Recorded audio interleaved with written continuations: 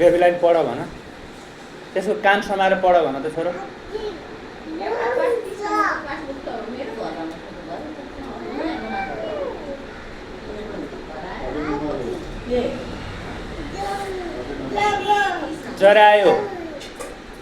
जरा आयो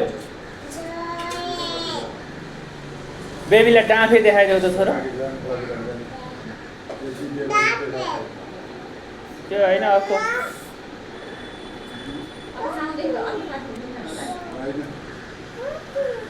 ल सुगा देखाइदेऊ पटु देखाइदेऊ त